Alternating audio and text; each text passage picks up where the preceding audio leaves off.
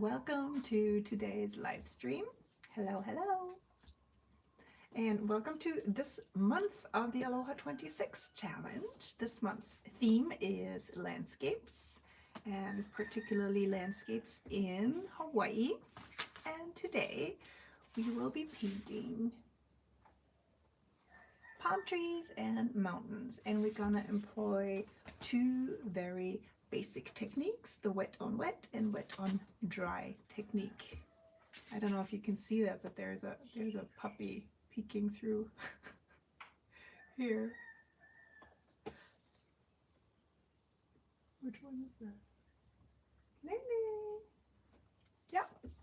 I'm babysitting the dogs again today, so let's see what happens. I'm going to turn the camera around and talk about the supplies for today.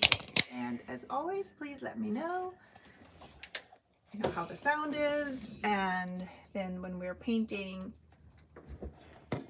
I can always zoom in, zoom out. Just let me know.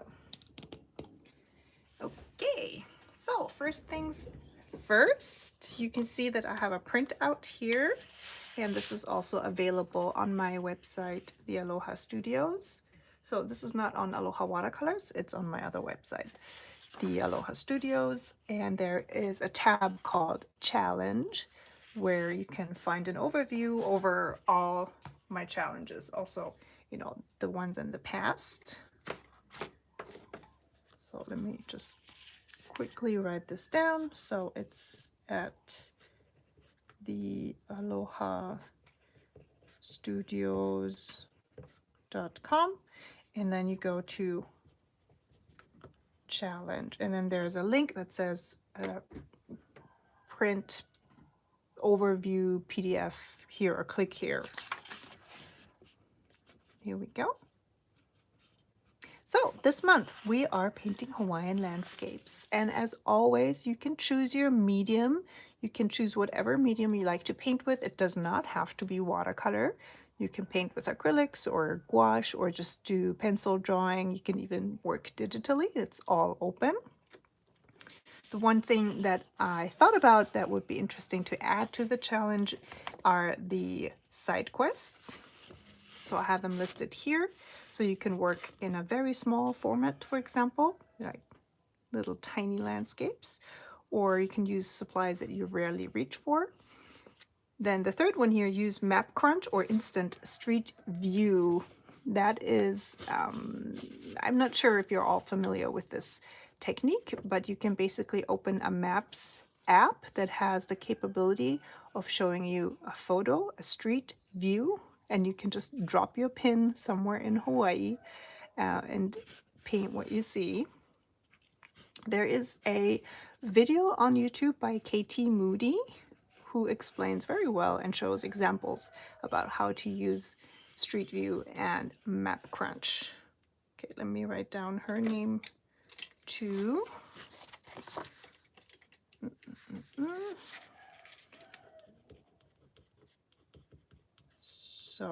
So it's Katie Moody, like this. It's the same name. She has that handle on Instagram as well, and also here on YouTube. And then you can just search for Katie Moody. I think it's Map Crunch, and the video will come up. Another side quest would be to do a pink underpainting. That basically means you paint your whole sheet of paper pink first, and then you paint over it. This technique works best for opaque media like gouache or acrylic. You can use it with watercolors as well, but you'll get you'll get mixing effects that, well, you could try it out. It's gonna be a surprise. Or you can add a quote. These so-called side quests are totally optional. So you can also just do the prompts. There's one prompt per week. And as I said earlier, we're gonna start with palm trees and mountains. I'm also gonna take a quick look at the chat. So, hello everyone. Hi Zeus. Hi, Taki. Hi, Sylvie. Hi, Tracy.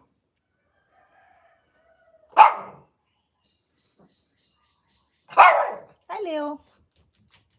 Yeah, you want to paint too? Uh-huh.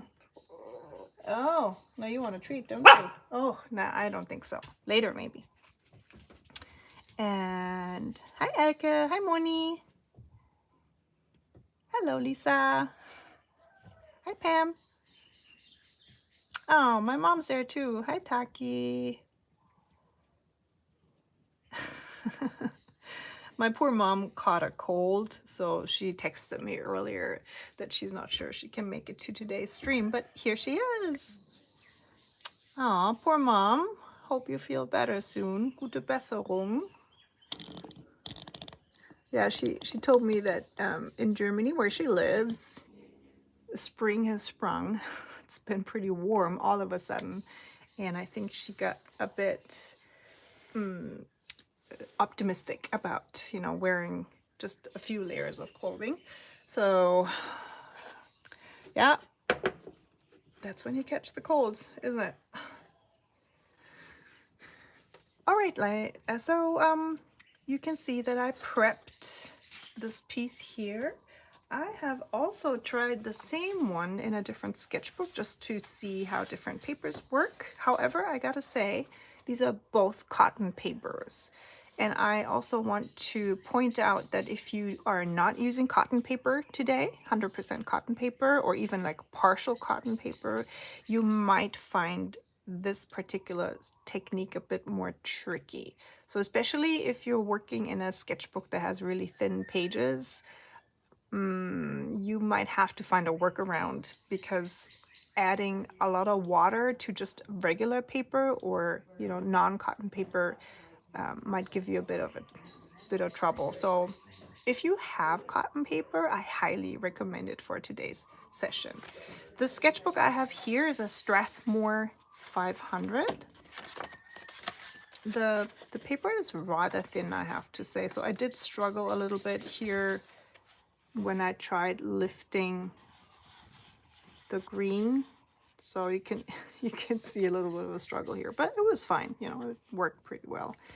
And then this is like the Rolls Royce of papers here. This is Ash, or also known as Arches.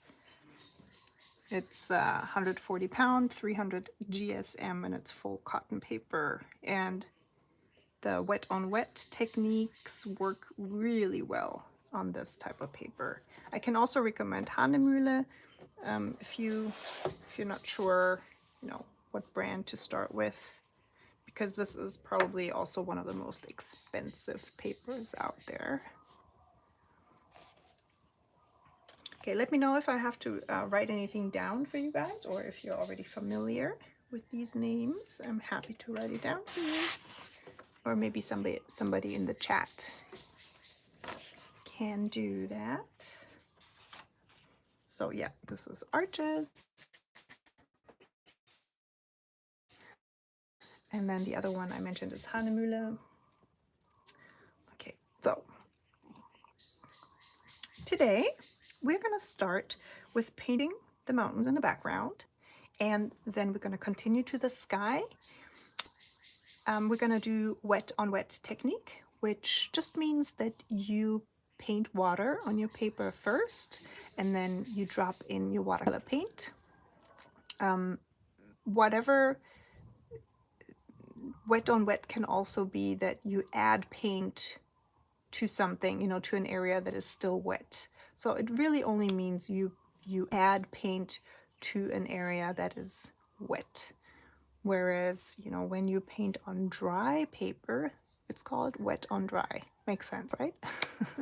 So the palm trees are going to be painted wet on dry, which means we're going to dry the whole background completely before we continue. So that's why I wrote down in my newsletter from today that you might have to use a hairdryer to speed things up a little bit.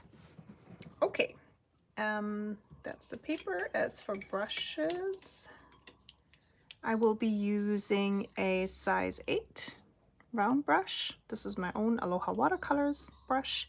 And then I have a size 4 Kum, K-U-M, round brush. You can also use a smaller one.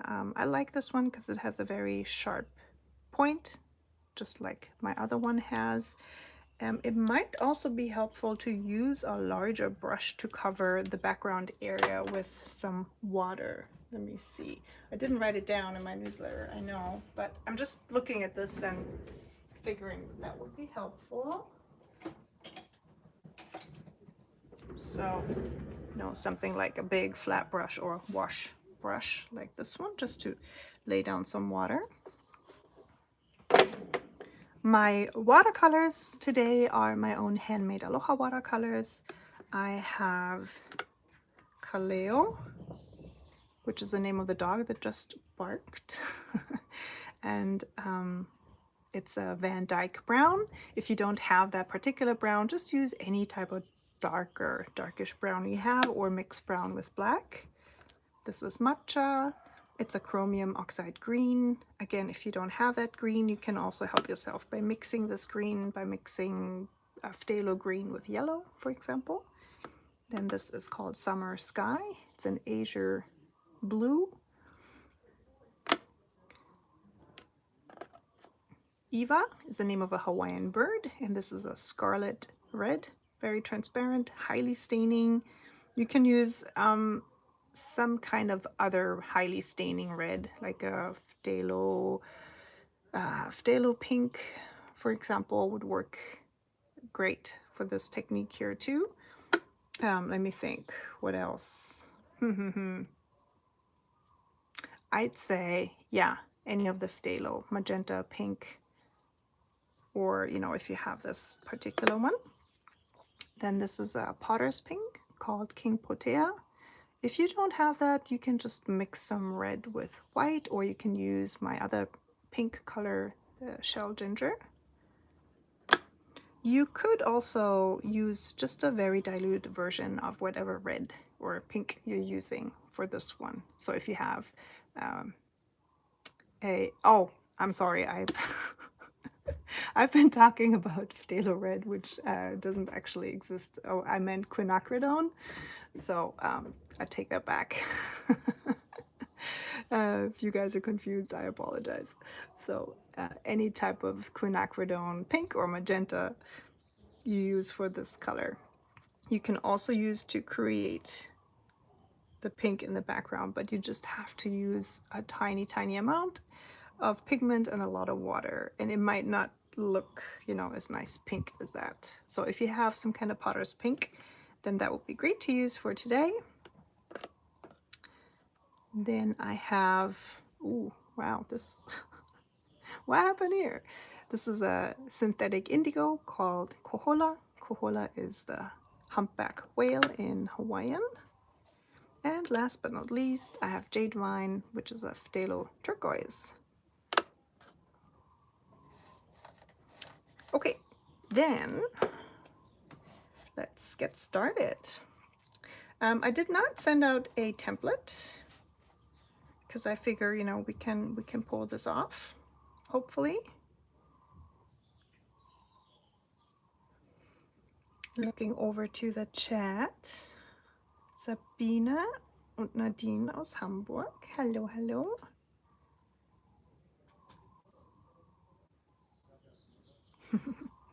Okay, I have my, what is this? 1-inch wash brush, and I'm going to start by laying down some water and also simultaneously shaping the hillside here. I think there's still some blue on my brush, so let's rinse out my brush a little more. Okay, covering the whole area down here, and you can see that I have a few paint splatters on my paper already. I'm not too concerned about it. I planned on just painting this one over with a palm tree and covering up this one down here by adding some dark paint. You want to get your paper nice and saturated with water. Just make sure that it doesn't pool too much. So if your paper has a sheen like this. And you can see, you know, the sheen all over. This is a good starting point. If you're working in a sketchbook with really thin paper or, you know, not watercolor paper, then just be careful. I would actually not start with this laying down water. Instead, I would just carefully paint the outline of your mountains with some green color, and not starting with laying down water. So just a very thin layer of pigment. Okay, but we do have watercolor paper, we have the cotton paper, and I'm grabbing my chromium oxide green, laying it down on my ceramic palette. And then I am dabbing the paper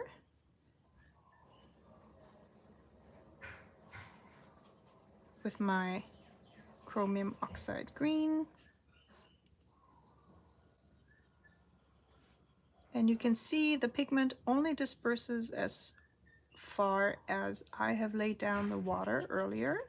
So the border of the water, or the edge of the water, is also naturally the edge of the paint that I lay down. So the paint always follows the water, and it will stop where the water line stops as well. I'm covering the whole paper with chromium oxide green. And if you live in an area that's very dry right now, for those of you who are still in the middle of winter, you gotta work relatively quickly to get all this down. Okay, up next, I'm grabbing my phthalo turquoise. And I'm adding it to my green here. So this is a very vibrant color, which I guess usually is not necessarily used to paint mountain, forest, etc. landscapes.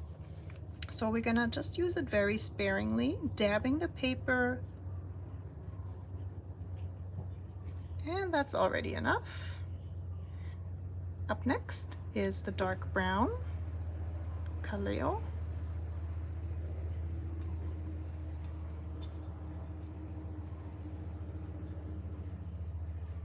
Which I will use to define the upper edge a bit more. And you can see how beautifully this mixes. So because we are laying down paint on wet paper, everything blends naturally. I don't really have to go in and help the paint along because it is doing its own thing.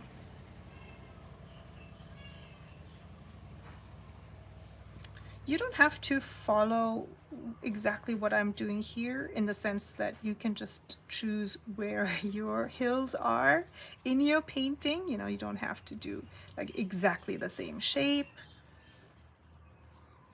Your hills could come in from this side, or it could be higher on this side. And the next color is the indigo. I'm gonna mix it with the leftover brown on my palette, add a bit more water. And I am starting from my bottom corner. I don't have the reference photo or the reference image here with me, but the bottom of the photo, where the forest was really thick, or the jungle was really thick, was also the darkest part of the painting, and then the higher up, the lighter it got. So I want to make sure I lay down enough of the darkest color that I have.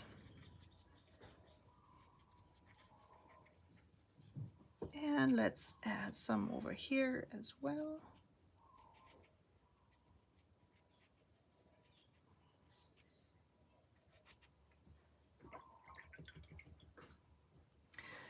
Now, when you look over to my first painting that I did, you can see that I lifted some of the paint here, and that was to indicate that the light from the sky was actually filtering onto the mountains, onto the hills. So it was opening up.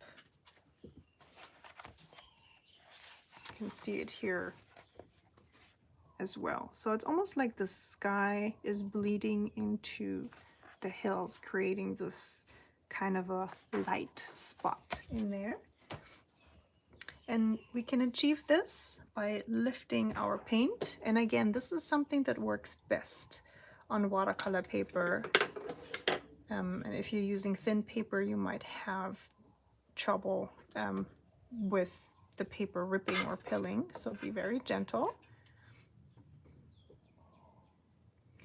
I just rinsed my brush and I'm drying it off. And now we can carefully go in here, drag our brush across this green patch here, rinsing it again, drying it off. If you are working with a really soft brush, you might also grab, or you could better grab one that's more elastic, less soft, maybe a different shape, like a flat brush, and try it with this one. So generally speaking, for this technique, I wouldn't use a brush that's too soft.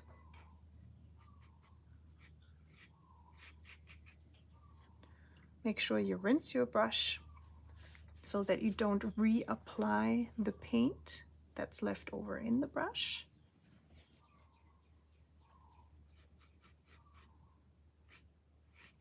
And you can see me here scrubbing from the top.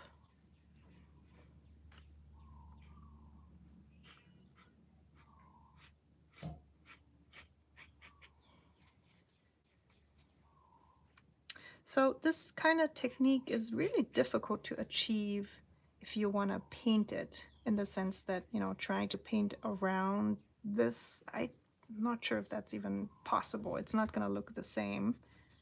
So this is why lifting in this particular case makes so much sense, because you can achieve this look of soft light filtering in from the sky.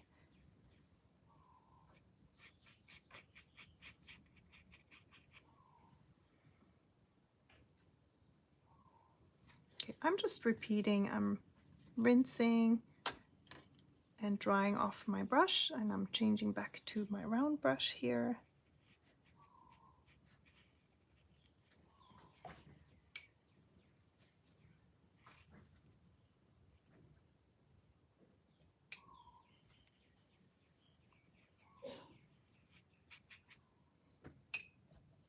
Okay. You guys having trouble with the lifting part? How is it going?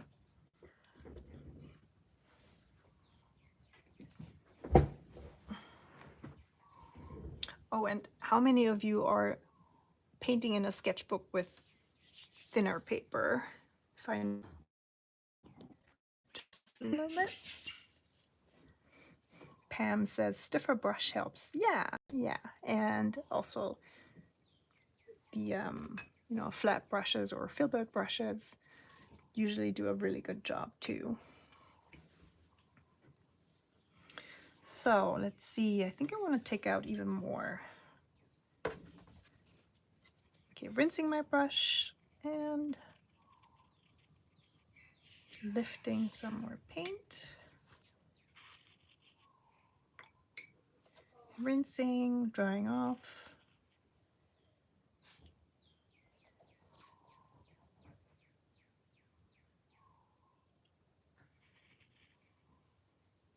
And over in the chat, Suze says, I swapped to a flat brush. That seems to be working better. Yeah, absolutely.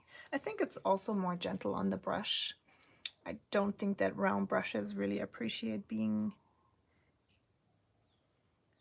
treated like this too much.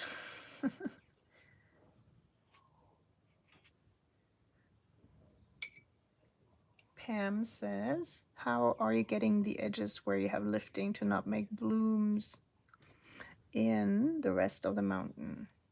So if that happens, you probably have too much water on your brush. So you gotta make sure that your brush is nice and dry when you lift. It could also be that the rest of your paper is too wet. You know, if you have puddles of water, then the paint runs back into what you just created here. And you can just help this by continuing what you do. So gently lifting off some more paint. You might also just have to wait a few more minutes to let everything dry a little more, which means that if you attempt this technique when everything is still really soaking wet, you might run the risk of having the cauliflower blooms a little more. So it's it's a bit of a process to find out at which stage of dryness or wetness of the paper this technique works the best. And Tracy says, I'm using my precious cotton paper. I'm not getting the nice blooms.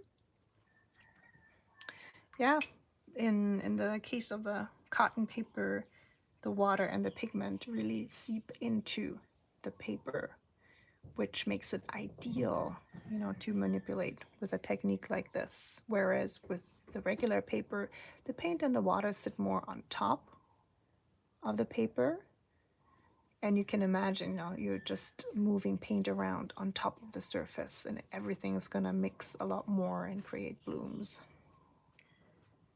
But even, you know, this can happen even with cotton paper. It really depends on how wet or how dry your paper is.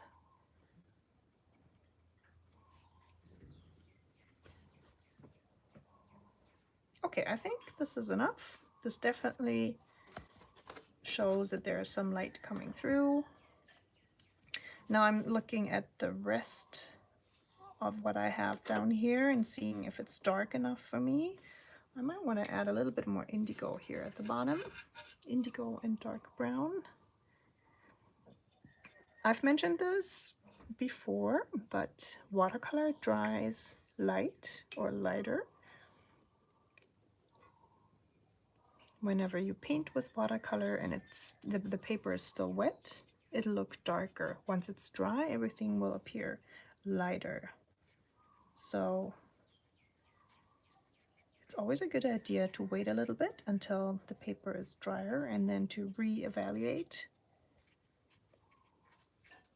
the dark and light areas of your painting.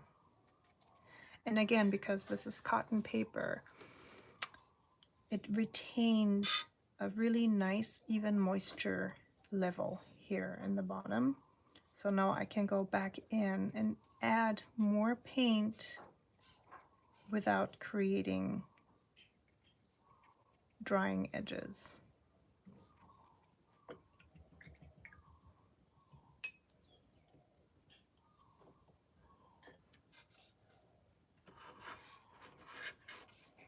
Okay, the next step will be the sky, and the optimal thing would be to wait until at least this edge is completely dry so we don't accidentally mix these two layers, but I'm just going to be careful, and I will be leaving a little bit of distance between my mountain or my hillside and the sky. So I'm grabbing my large brush again, and now from top to bottom adding water. You might have to reload your brush. And then once I get down and close to the hillside, I'm gonna slow down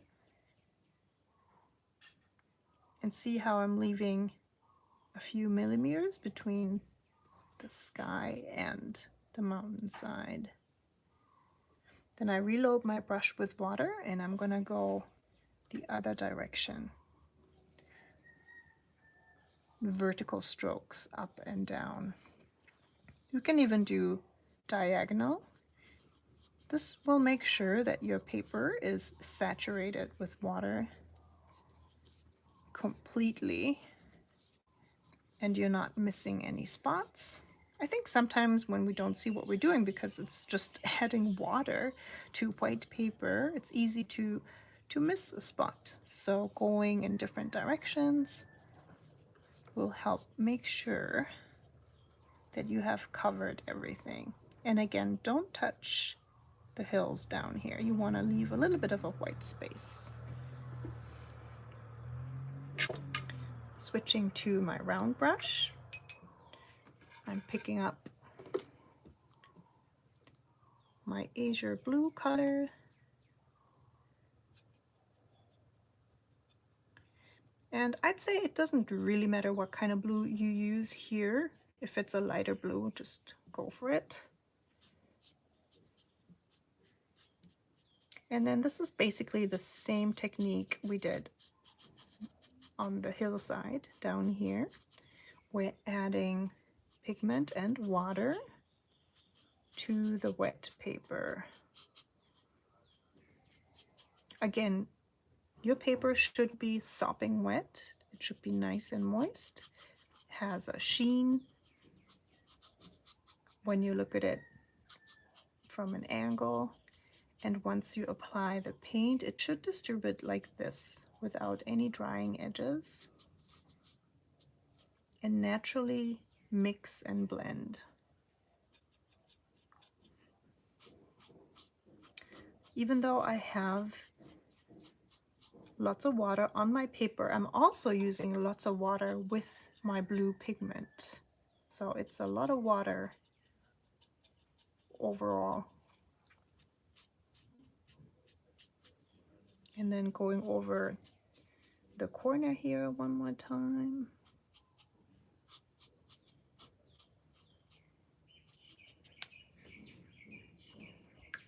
I'm rinsing my brush, picking up Potter's Pink.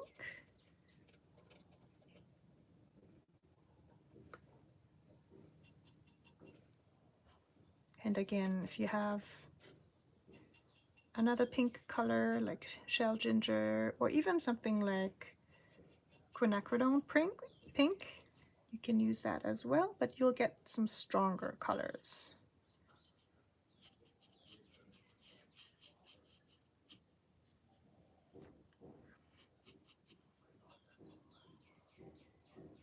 And because pink and blue mix to purple, make sure you rinse your brush in between strokes and pick up the pink color again with a clean brush. And carefully dab your brush into the areas that are still white. If you scrub your brush in an area where it's already blue, you'll have purple immediately, which is also fine. But if you want a clear distinction between the pink and the blue, you want to make sure you don't mix these two colors too much.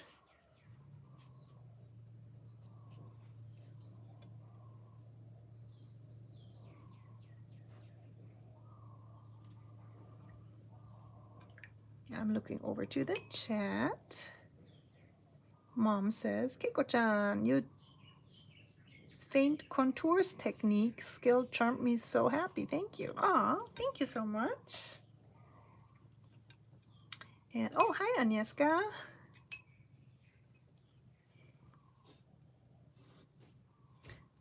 Okay, I love how this one turned out here. Really looks like puffy clouds.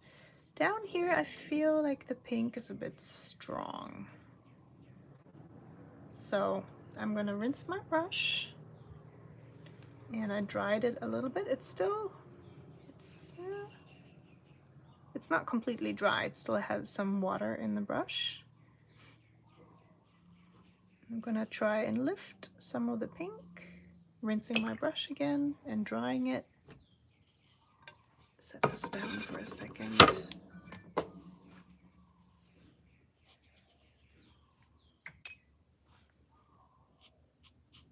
And make sure you don't manipulate the paint too much. You really want to make sure that the first layer of water, you cover the whole sheet with water, and then once you dab the paper with pigment, that you kind of let the watercolor do its thing without manipulating it too much.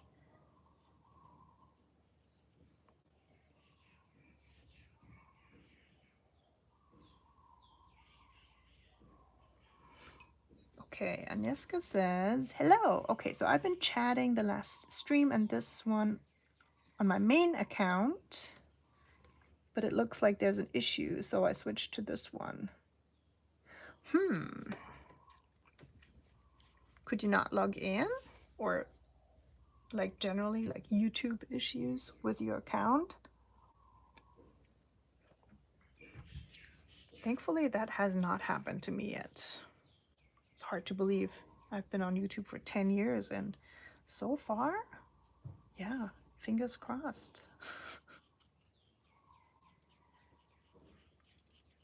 Okay, so what I'm doing down here is just blending the pink color very gently and carefully with a white background. So I'm just distributing the color a little more with a clean, moist brush.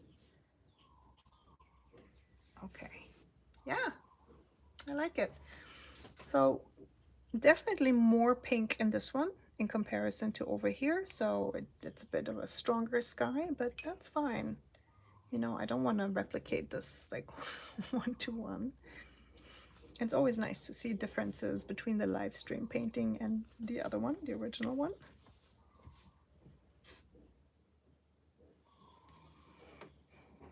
Okay, over in the chat, Agnieszka says, it looks like no one can see my messages. Oh, you mean with your other account? Well, we can see you now.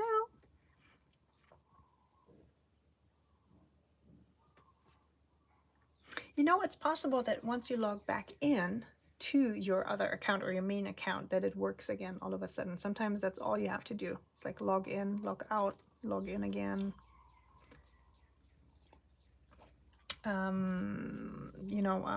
Like, how'd you say?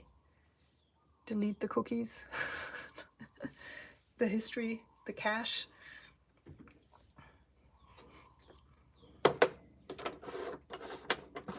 Or, I sometimes even switch browsers. Like I go from Safari to Chrome or whatever, and then that does some wonders too. All right, so I have to go and dry this completely. I'm going to be using a hairdryer. Make sure that if you also use a hairdryer, that you don't have any pools of water or paint on your paper, no lakes. You want it to be fairly dry already before you put a hairdryer on your painting, otherwise your paint might splatter.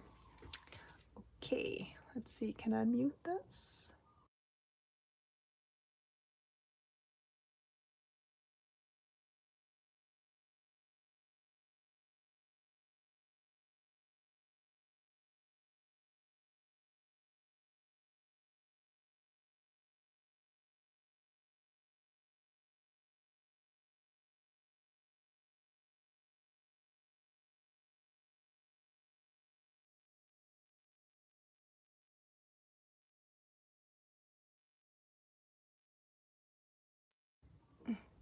Hello again. I just remembered something. I was going to practice palm trees with you on a different sheet of paper, which means I don't have to use the hairdryer that much because we will just be able to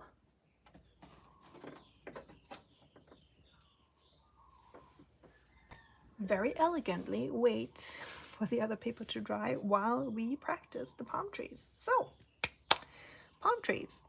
If you have a pencil, you might want to grab that now, and we're just gonna look at, let's see, let me just pull my other painting up here. Okay, so palm trees. Of course, there are different types of palm trees, but the ones that I painted here basically consists out of the trunk, and you always want to make sure that the trunk, the different trunks of the different palm trees you draw are not all the same. I think that looks really unnatural. So I have a good example here. When you drive to the airport in Kona, it is an alley lined with coconut palm trees on both sides, and none of them look the same. They're different heights. There are some that, you know, that look really like this, very beautiful, nice curve, but most of them are just not like that. And they have, you know, really like this. There are even palm trees that look I mean, I've seen them with, you know, something that looks like that. There will be differences in the trunk, as I said, but usually they become a bit thicker here at the bottom, and then they thin out towards the top.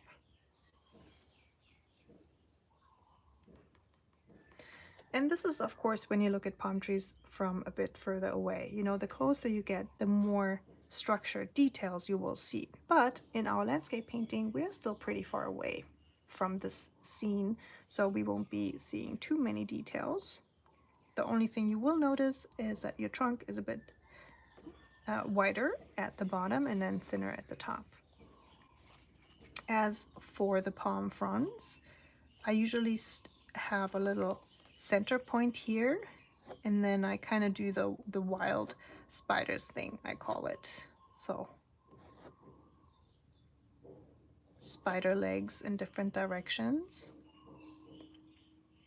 When you do this with watercolors, you don't want to paint all the fronds at the at the same time. You want to start with one and then continue to the next because of the drying time. So you would start with the first one, and then with a small brush do little flicks down like this. So I'm gonna switch to my smaller brush, and let's just do this with indigo. So you draw the line of the frond, and then you flick your brush down like this. With this technique, you want to achieve that the line is thicker here in the center, and then it thins out towards the edges. So you're really just flicking your brush.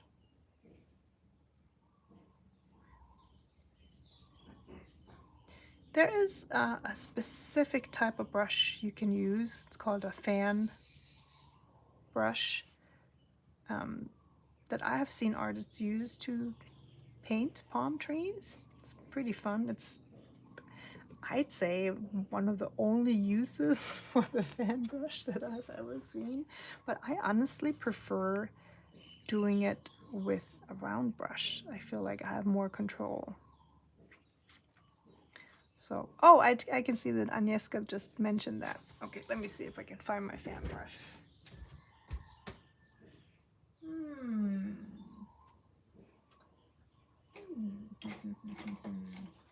I have it somewhere.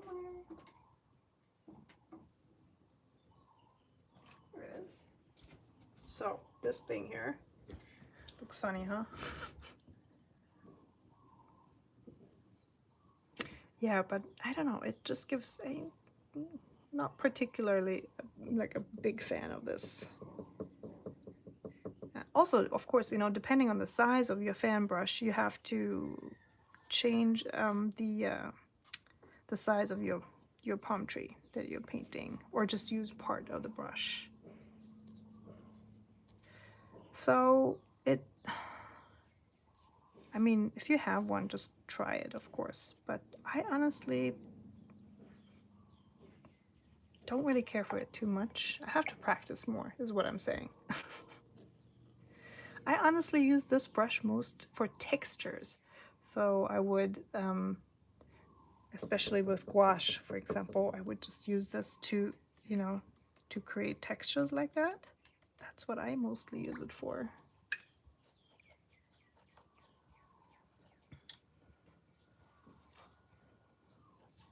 Sue says, I like to use my fan brush for doing splatters. Oh, ooh, that's fun. Oh, I've never tried that.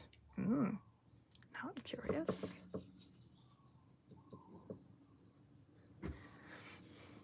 Okay, but I hope you got the general gist of creating your palm front.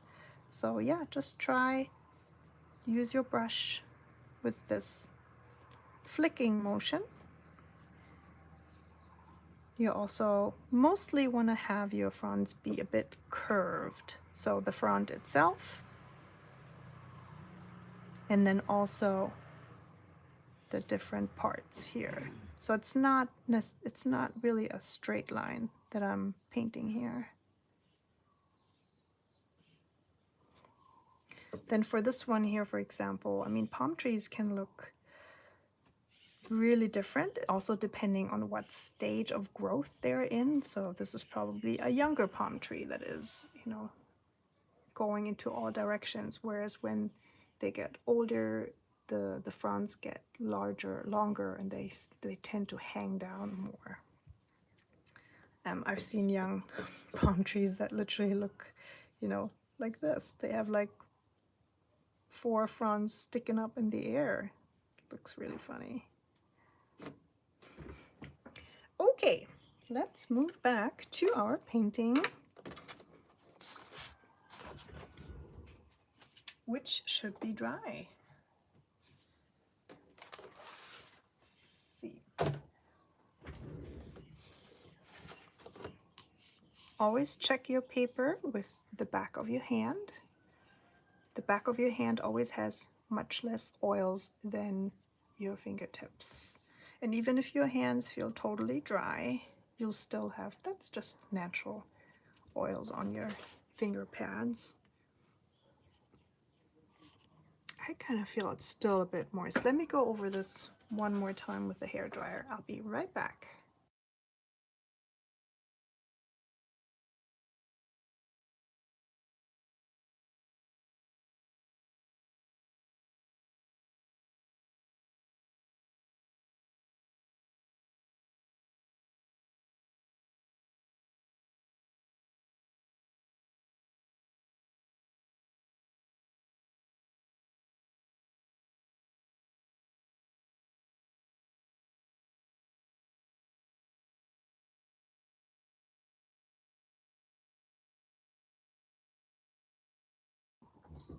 And here we go. I'm just looking at my little spot here, and I could turn it into something else. You know, I could turn it into a bird. What you guys think? Little bird shooting down from the air.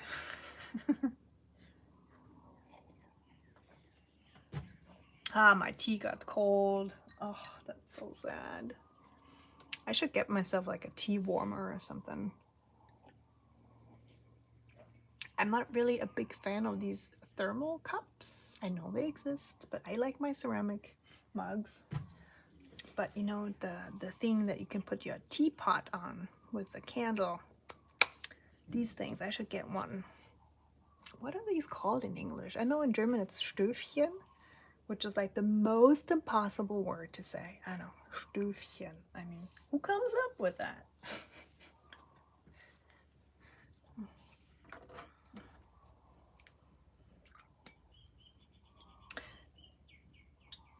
I like to do everything with this brush pretty much at the moment.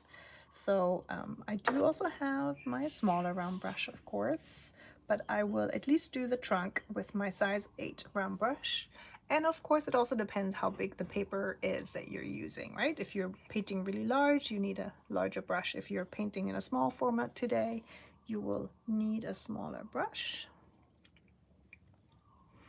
Okay, so for this one, this is where the scarlet red color comes in. Because if you look over to here, you notice that even though this one here is pretty dark, this is where I used the indigo. The other palm trees that look a bit more faint, you know, like they're more in the background, are a mix of red and indigo. I'm picking up some of this Scarlet Red Eva color, adding some water down on the palette. Oof, look at this. I just love this pigment. It is so special, so interesting. So I got this from Crema, and I honestly think that they put in some kind of dye. So this is, you know, it is a powdered pigment, but I do think, just looking at the intensity, that this has some kind of a dye in it. With dye, I mean, you know, something like what you use to dye fabric with, like fabric dye. Okay, I'm rinsing my brush and I'm picking up indigo and I'm mixing this in. And now I have a very, very nice dark purple. You can see that here.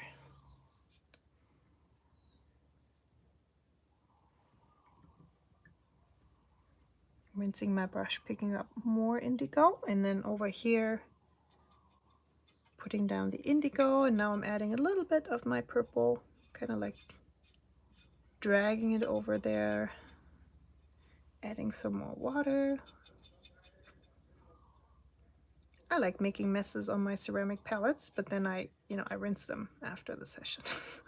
It's kind of weird. I know a lot of people like to leave their palettes dirty, and I do sometimes, maybe for 1 or 2 days, and then I have to go clean it up.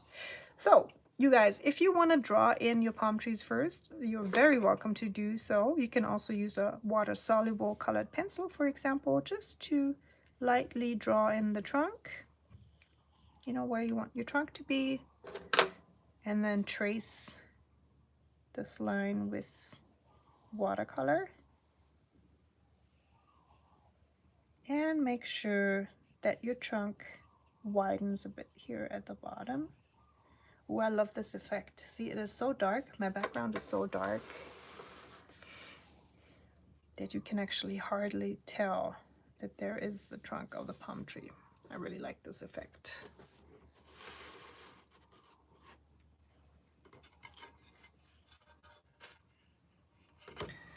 Sylvie wants to know which pigment coat. Ooh, good question. It is the Crema Scharlachrot, Scarlet Red. If you go to my website and look up the Eva color, I think I wrote down the pigment code. I'm sorry, I can't remember it right now. Okay, I'm still here with my indigo mix with a little bit of purple. And starting with my first palm frond. This is the point where you can switch to your smaller brush if you like.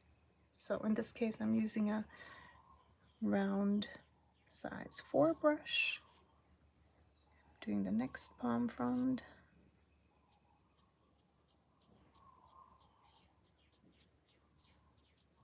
And you can often see palm fronds overlap like this, so they're not all separate.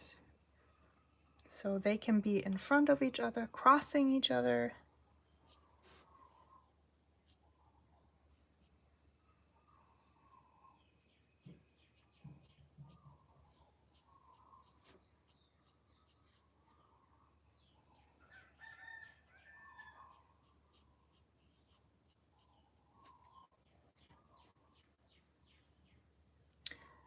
I added a little bit of water onto my brush for the last palm frond here in the back. I do love to use different, how do you say, intensities of, or water pigment ratios, even within my palm tree, so that it appears like some of them are in front and some of them are more in the back. So in general, the rule is with any type of landscape painting, the fainter your motif is, the further away it is from you as the viewer. So for example, when you look over here, because this palm tree is darker than this one and the other ones, it appears that it's more in front, and these ones kind of recede to the background. And the same with the hillside here, the darker ones here appear to be more in the background, and the lighter ones recede to the background a little bit. You can easily tell by looking at a landscape photo, you know, that has a lot of depth. You can tell everything that is further away from you will appear lighter. Okay, so let's do the next one, the large one.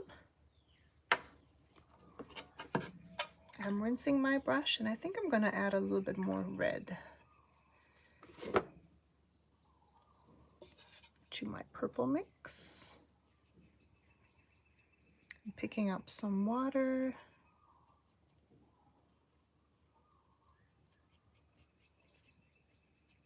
With this fairly watery mixture, I'm going to go in and draw on the next trunk.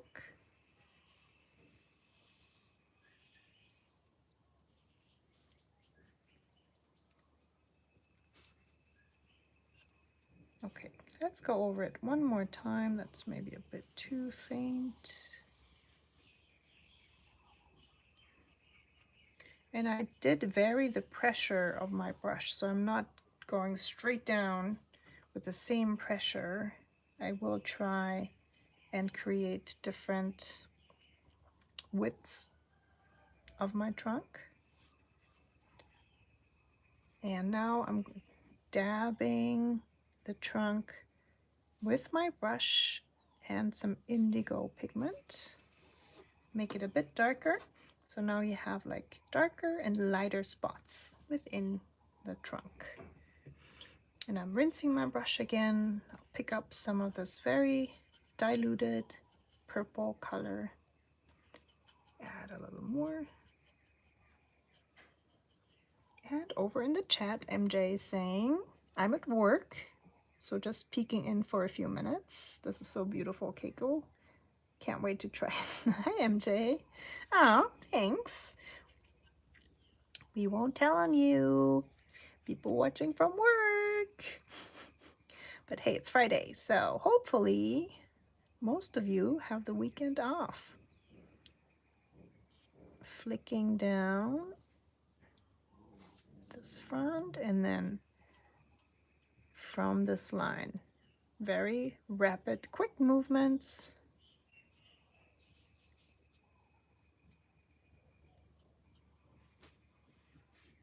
Want to make sure this frond is long enough, so I might even make it a bit longer because this is a really large palm tree.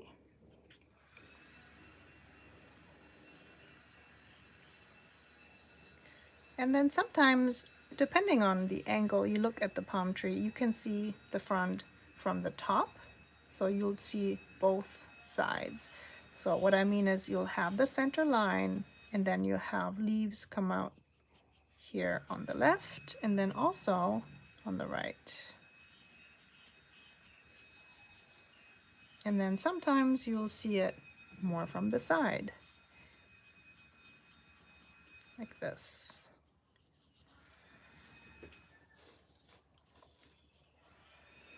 Some of the fronds will have a little crink, like that.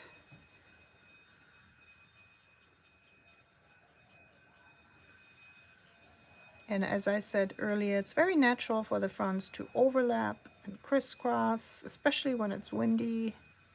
You'll see a lot of that happen. You also notice me holding the brush pretty upright, so I can utilize the sharp point of my round brush.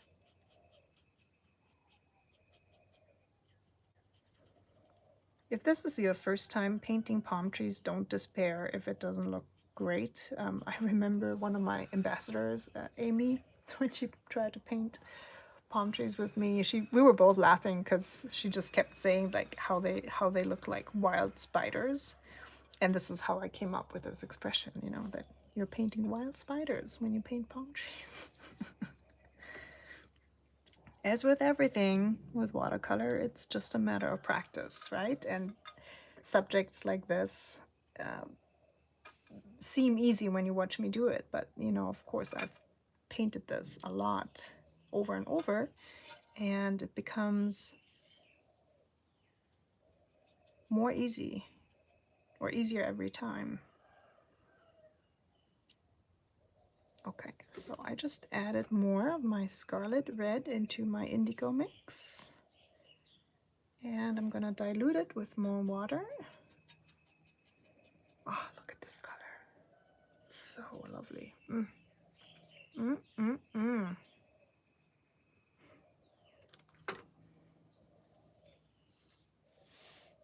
So I have a different setup over here than over here.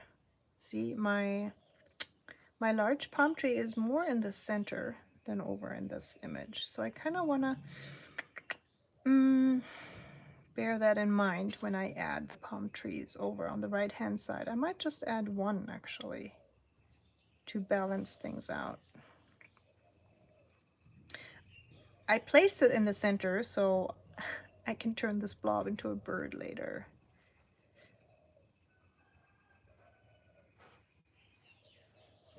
Okay, and from the center, creating my palm frond, and with swift motions, flicking my brush.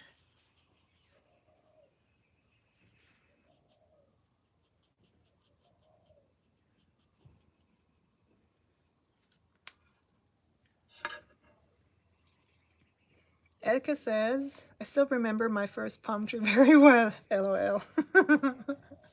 Yeah, same. I think mine looked a bit like a Vileda Vishmap. MJ says, wow, that color. I hope I ordered that one. I think you did. I'm pretty sure. Because it was in the restock. I had one of my dear customers nag me about it for months. In a good way. I like being nagged. So I told her, yeah, I'll bring it back. It's a bit tricky to make, and it has a very, very, very long drying time. So, you know, there are colors I love to make because they're easy and fast, and they dry fast, and, you know, all that good stuff. And then there are these colors that everybody loves, and they're really tricky to make. Sylvie knows what I'm talking about.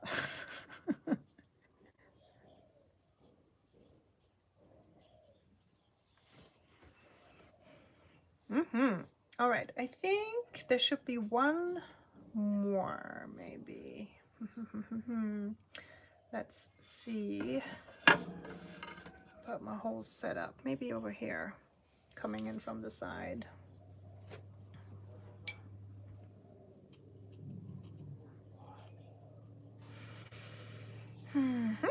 Yeah, and I'm gonna use the same reddish mix that I used here.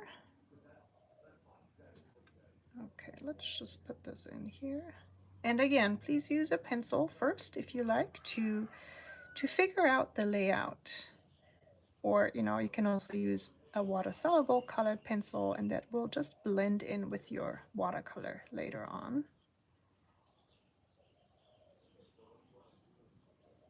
It really is, there's no shame in drawing in your palm tree lines first, you know, figure out the placement, rather than having the problem that then you end up with a layout that you don't like, because, you know, maybe you put the big palm tree too much in the center and it takes away the focus of everything and it just looks wrong. So please, please feel free and help yourself, make it easier on yourself. And you know, automatically at some point when you paint a lot, you'll notice your own progress in kind of evaluating the layout and trying to figure out where to put things, and it'll come more easily to you. Okay, you saw me dab my palm trees with a little bit of a darker mix here in the center.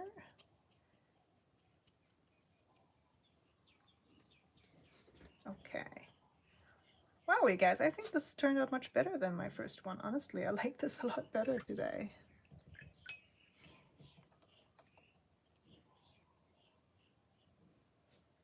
Okay, I'm gonna put my palette to the side and put my size 8 round brush to the side as well. I really need to go to the bathroom, but I feel like we're almost done, so I don't want to go. Okay, let's see. It's the tea or coffee. It's like pretty much, you know, goes through in one thing, in one whoosh. Okay, so this little smudge here that I made a long time ago, I think we're gonna turn this into a bird, even though it's really big. So this is a huge bird. This is probably an eel or something. And grab some brown. I have my smaller round brush, and I will be careful not to smudge the paper.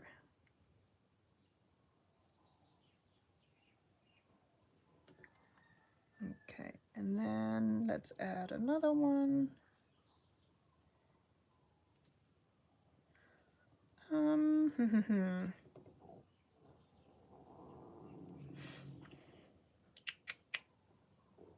This looks so funny. I don't know what this bird is doing. I think it's sky bombing this one. This is really looking funny.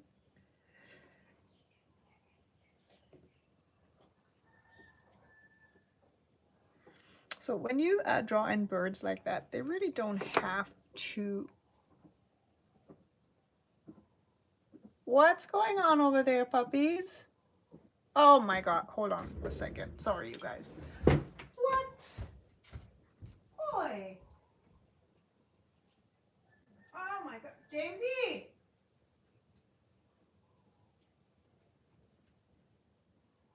Oh my goodness, what happened? Oh, okay. Sorry, you guys. My little puppy, he's 4 months old. He just barfed in my bed. Oh no! Gotta tell you, he is potty trained, you know, or that's what I thought. But oh, Nene. Okay, guys, I gotta go. I'm sorry. This is a very abrupt ending. I apologize, but I gotta go take care of this mess. I hope you enjoyed today's session. There will be a live stream again soon, I think in 2 weeks. As always, just keep an eye on my newsletter. I will list all the materials we used today in the description down below. And thank you so much for joining. Sorry guys, I gotta go. Bye.